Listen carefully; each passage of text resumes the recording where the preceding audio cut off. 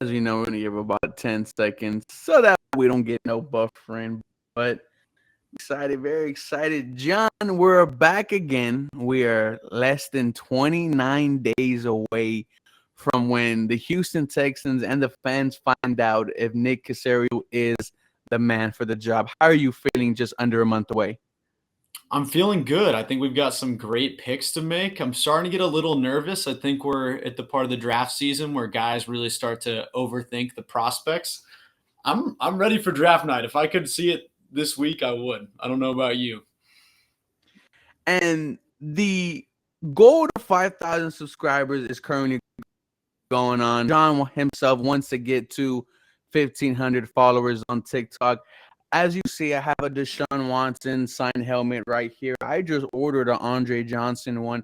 I will be giving that one away once me and John get to 1,500 and I get to 5,000.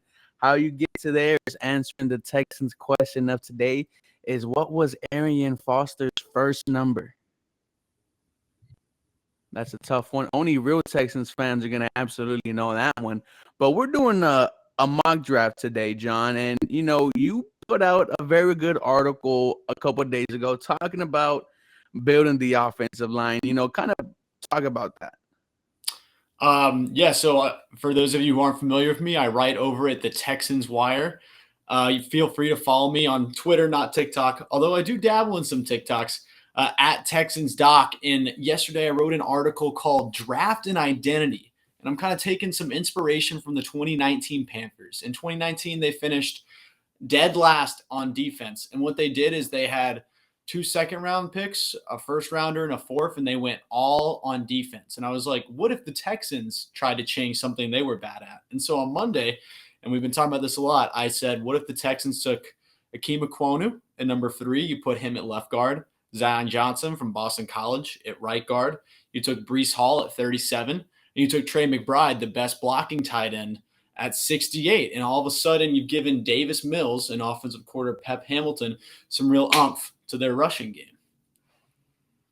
Like all that is it's all exciting. John is pumping out these crazy ass articles that I'm actually a fan of, right? What if the Houston Texans went all Thank in you, man. on, going for Davis Mills or all in on the defense? Like you dropped one today, the no fly zone. And then, we discussed a couple. I don't want to spoil them, but shout out to Mr. John for dropping, these fire articles. Now we're going to go ahead and start the mock draft, John. And let's go ahead and see where the Houston Texans will fall at number 3.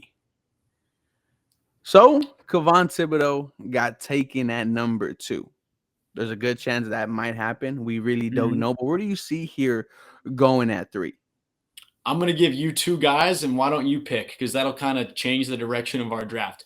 My two favorite players here, if the draft goes Aiden Hutchinson 1 and Kayvon Thibodeau 2, I love Kyle Hamilton. He's the number 1 player on my board. I do not care about the 40 time. Let's stop talking about the 40 time. Great instinctual player, great tackler, would be a great leader for the defense. I love him. But also, if we're going to take an offensive lineman, Akeem Ekwonu from NC State, very good. You don't have to play him at tackle. You can keep Titus Howard at right tackle, and Ekwonu can go to either one of those guard spots and start giving us some push in the running game. Which one of those would you want to go with? I am going to go and do something crazy and go Akeem Ikwanu. I think whenever you have Davis Mills, you know me, I'm sold on this guy. I think he could Mhm. potentially be a franchise quarterback. You have to spend some capital and building around him. And that's the benefit of having 2 first round picks in the top 15. You could take someone like an Ikwanu, and this is your left guard for the next 10, 12 years. How would you feel if we took Ike?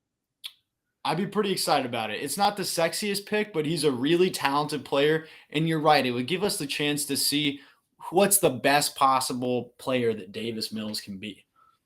Now, number 13 here, we obviously address the offensive line here. So, defense here is where I would like to go. However, when you have someone like a Jameis Williamson there, Williams there from Alabama, an absolute speed demon. At number 13, John, where are you looking here? You know, I'm also pretty tempted to go wide receiver here. For me, it isn't Jameson Williams. I love Garrett Wilson. I think Okay. he's the most complete receiver in the draft. I think he's an instant number one for Davis Mills. He takes some pressure off of Brandon Cooks. Brandon Cooks is a great player, but we gotta shift some defensive pressure away from him. I would love Garrett Wilson here. Also, big Jordan Davis fan. You really can't go wrong with either of these first round picks because there's so many good players. But if we're going wide out, I'm a Wilson guy. But God, Williams is fast.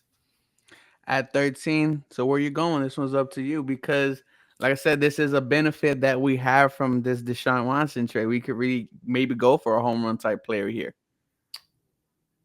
You know what? Let's go all in on the offense for this mock draft. Let's take Garrett Wilson in number Let's take 13. Gary Wilson, wide receiver from Ohio State. That is definitely a sexy pick. You get maybe the best wide receiver out of the draft. Mm-hmm. Davis Mills, he better have no excuses, man. You know, after we invested the number 3 and 13 pick on the offensive side of the ball, number 37 here. And look who fell to 32, my guy, Mr. Zion Johnson. But I think we kind of have to go defense here, no?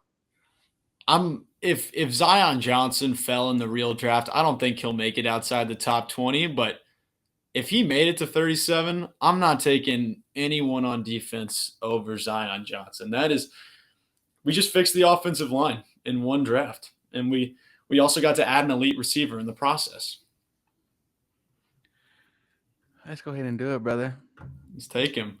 It You means know we what's do. crazy is we were like, we talked about this today, like maybe having an offensive line heavy draft, Mhm. and you say, well, you know, I'm not too open to it, or like I'm down for it, but and here we are, Well, offensive line heavy draft, and you drafted Garrett Wilson as potentially a stud wide receiver, number 68 here.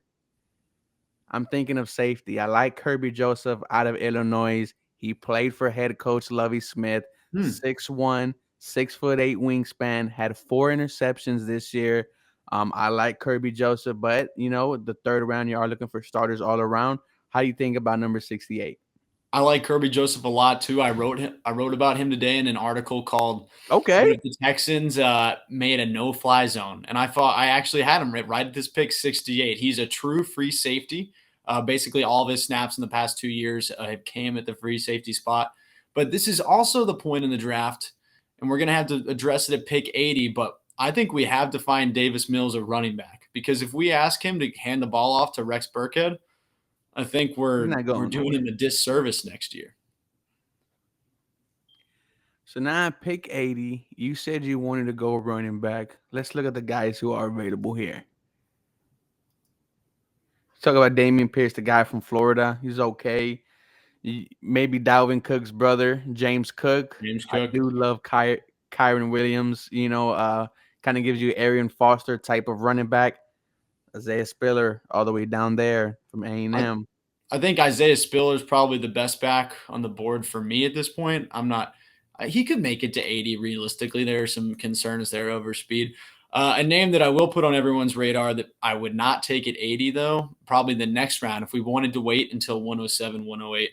Rashad White, who you see at the bottom of the screen from Arizona State, he's a home run hitter and he could do great things at the next level. At the Senior Bowl, feels like every time I saw that Arizona State helmet, he was making a big play.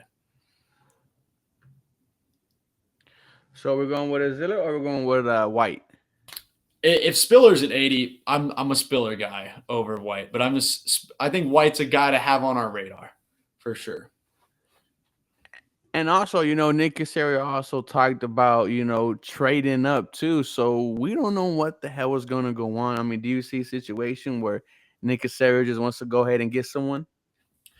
Yeah, if they want a running back, I don't think they'll hesitate to go get him. I could see a trade up from 68 where we took Kirby Joseph. They want to get into the back of the second round to go get a Kenneth Walker or Brees Hall seems to be the consensus RB1. And if they wanted to go get him, I could see Nick trading up because right now this team has no running backs. I don't know how we're going to expect to run the ball consistently.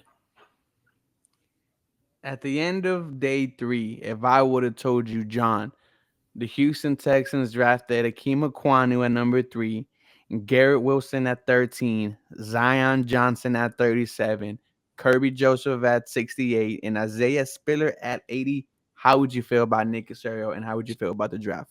I feel pretty great about that draft. I think that they've given Davis Mills the best possible chance to succeed.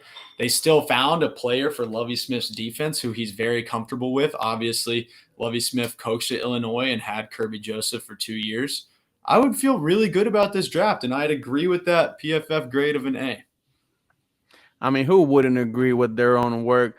I mean, the thought of building around Mills is very exciting to me because, we've seen many great teams who have good defense, have had good weapons around them, but the thought of is this they're a QB away. The Houston Texans have whatever they have in Davis Mills, whatever they think they have. They need to put their resources and find out, is he your franchise guy or not? Because Mm-hmm. let's say you take a Kevon Thibodeau and a Jordan Davis, all beautiful names. If we did get them, I would absolutely love it. I But then agree. you run the potential of neglecting the offensive line, neglecting weapons for Davis Mills. And now next season, you not only need to go in for an offensive line, you also need to go in, I need a quarterback. Mm-hmm. So if it's me, man, I think your article really sold me on building around Davis Mills. Yes.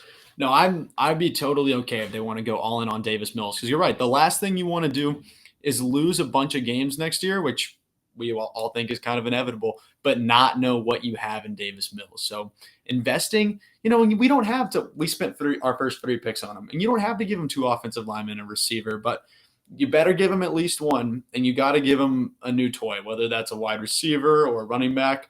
I'm a big fan of taking a tight end in the 107, 108 range. I agree with you. We have to learn more about number 10. Absolutely agree. Let me know what you guys think. Don't forget to join that giveaway. What was Arian Foster's first number as a Houston Texan? I'm trying to get a 500 subs. My boy John's trying to get a 1,500 on Twitter.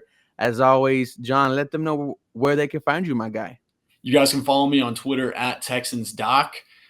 Bringing a lot of articles this April and getting excited for the draft. Make sure to read me on Absolutely. Texans Wire. Absolutely. 29 days away. We're going to be pumping out draft content. Guys, you guys have a very blessed day.